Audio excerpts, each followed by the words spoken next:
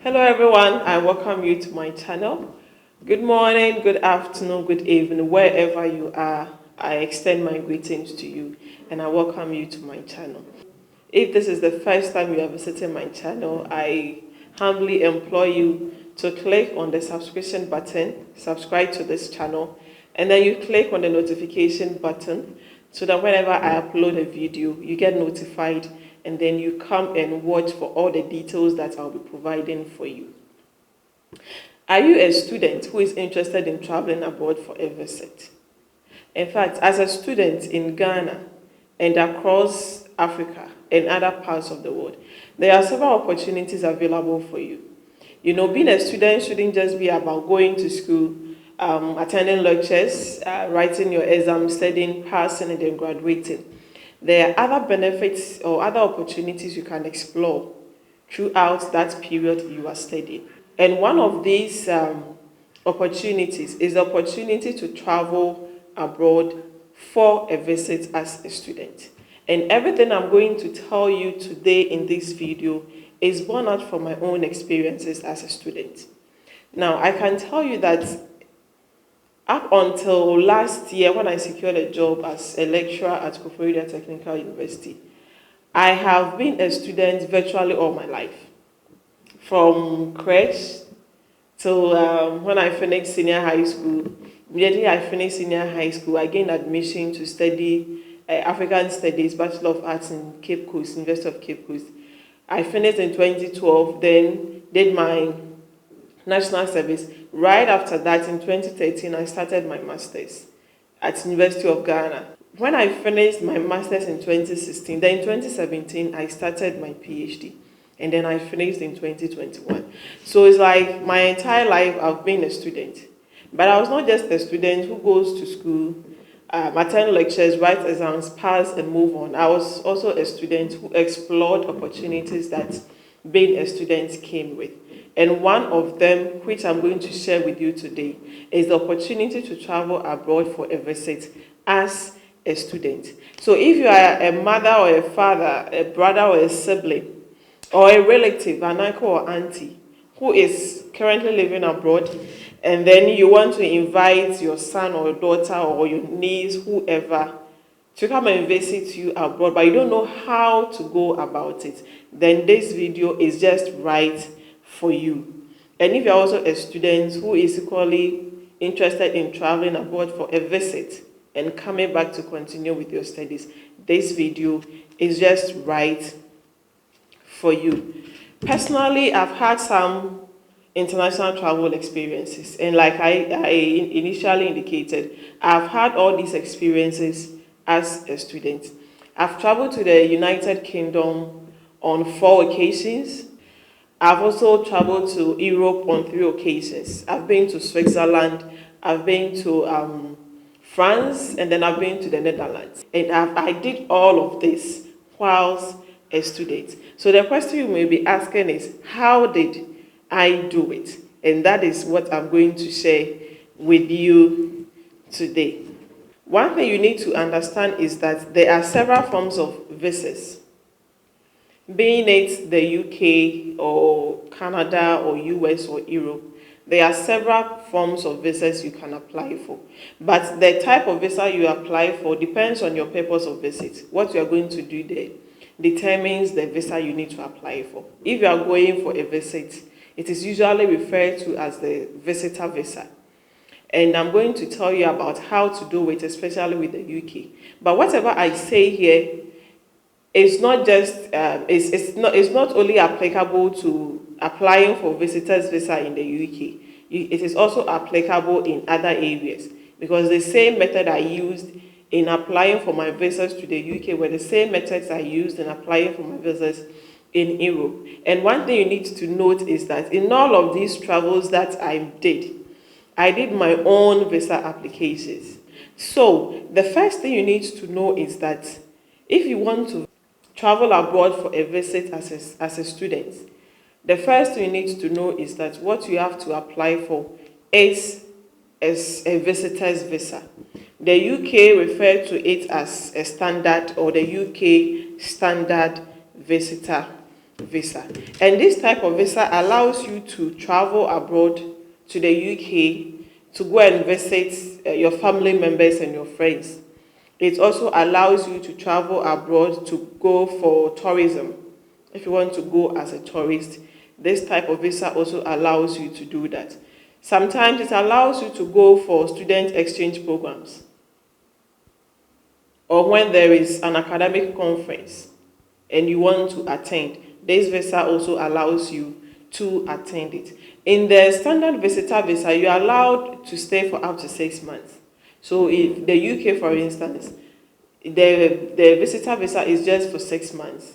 So when you go, you cannot stay beyond 6 months. And when you go as a visitor, you are not allowed to do paid or unpaid work. So it means that when you go as a visitor, you are not allowed to work. You cannot work with this type of visa. And you cannot claim for benefits as well with this type of visa. What documents do you need if you want to apply for this type of visa? The first thing you need is an invitation from the person who is inviting you to come and visit. So if it's your mother or your father or your relative or a friend, that person should write for you an invitation letter. That is the first thing you need to know. And you also need to know that it is not everybody who can give you an invitation letter. People who qualify to give invitation letters are people who are citizens of UK. And not just UK, even if it's a Canadian visa or a European visa or an American visa, if the person is not a citizen, the person does not or do not qualify to issue out for you an invitation letter. So the first thing you need is an invitation letter. And because you are going as a student, you need to convince the visa officer, the person who is going to look at your visa application, that you are actually a student and that you are not just any type of student, but also a serious student. So in addition to the invitation letter from the person inviting you, you also need an introductory letter from your school. So when you go to your school, you apply for an introductory letter, and then the school will write it for you, stating that you are actually a student who is reading this type of course and in this level of year. After you've secured an introductory letter from your school, the next thing you need is your transcript. You need your transcript. That is proof, additional proof that you are a student. But you are not just a student, but a serious one. After securing your transcript, the next thing you need is proof of sponsorship. Who is going to take care of your trip? Or who is going to finance your journey to the UK? My advice is that as a student, ideally you are not supposed to work. Especially if you are a full-time student, you are not supposed to work. So the best advice I always give to people is that if you are applying as a student and you are even working, you don't indicate that you are the one going to sponsor yourself, but you let somebody else sponsor you. And that somebody else should be somebody you have a close relationship with. So it can be your mother or your father, your auntie, your uncle. If you are married, it can be your spouse. So if you are applying as a student, it's advisable that you let a third party be the person sponsoring your trip. You also need the biodata of the person inviting you. So if the person is a British citizen and qualifies to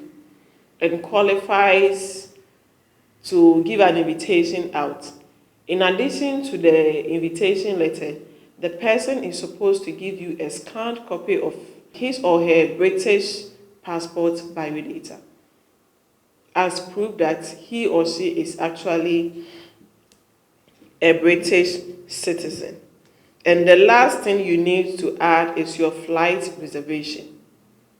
You need to reserve a flight and then you add your reservation to it. So, if you are a student and you want to visit as a visitor, you have a family member there who wants you to come and visit them, this is one of the ways you can travel to go and visit or have an international experience. You need, and these are the documents you need. an invitation letter, an introductory letter from your school. You also need your transcript, and then you need proof of sponsorship, who is sponsoring your trip. If you are doing your first degree, you don't need to add your certificates, because probably you don't even have a tertiary certificate yet. But if you are doing your masters, or you are doing your PhD in Ghana and you want to travel, it is advisable that in addition to the introductory letter and the transcript, you also add your previous academic certificates as evidence that you have an academic qualification. If you are doing your master's or your PhD and you are also married with children, it is also advisable that you add your marriage certificate and the birth certificates of your children. It serves as proof that you have ties in your home country, and that when you go, you actually return. So if you are interested, this is how you can go about it. You give it a try. If it succeeds for you, you can send me a message. And if you need any assistance with applying for this type of visa, I'm going to leave my email address and my phone number in the description box. You can also contact me, and then I can assist you with everything that has to do with gathering or applying for this type of visa as a student. Thank you. See you again in my next video.